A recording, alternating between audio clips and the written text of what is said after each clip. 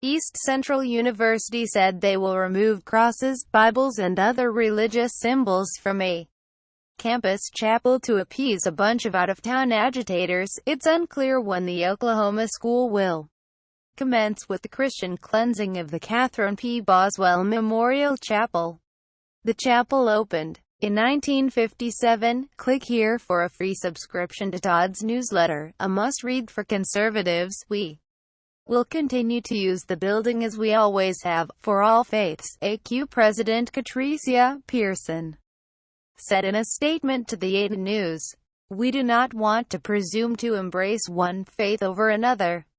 We support all cultures and attempt to make them comfortable when they are here. The university's president went on to say they are looking at the feasibility of removing the cross on the steeple, but need to respond to the request for removal of religious icons from the chapel. We are exploring options for preserving the items, she said. So on the bright side, it appears East Central University will not burn the Bibles or toss the crosses into a wood chipper. Americans United for the Separation of Church and State is responsible for the Christian cleansing at AQ. They fired off a terse letter accusing the school of displaying religious iconography.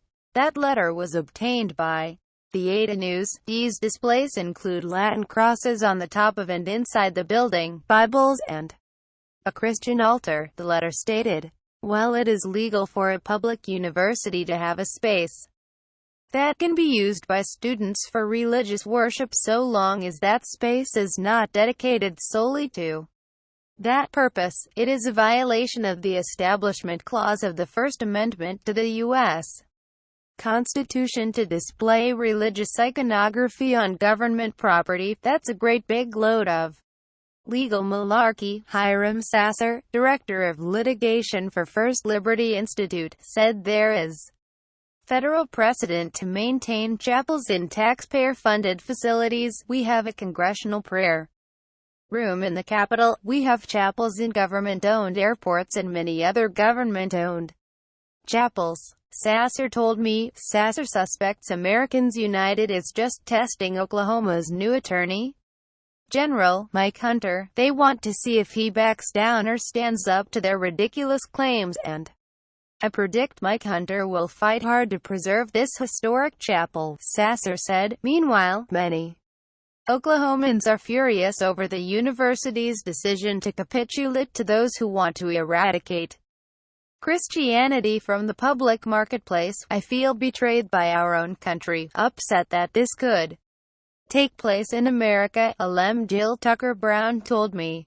We are a nation founded on Christianity. Ms. Brown believes the university should stand up to the atheist and secularist bullies. I think it is absurd that anyone would go to this length to remove the cross, she told me. If this university does not stand up for their rights, this will not be their only fight. Anita Thomas is also a graduate of East Central University and she is heartbroken over the news. I am heartbroken because our country has become a place where things like this can happen, she told me.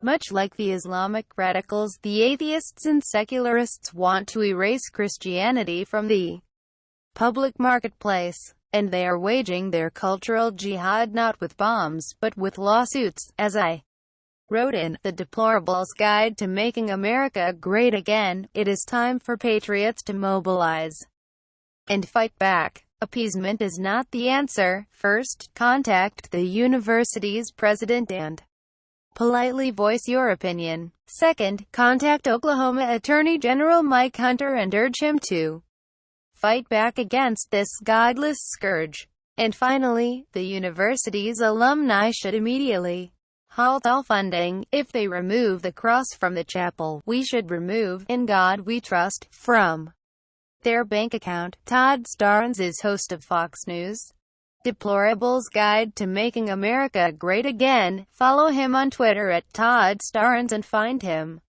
on Facebook.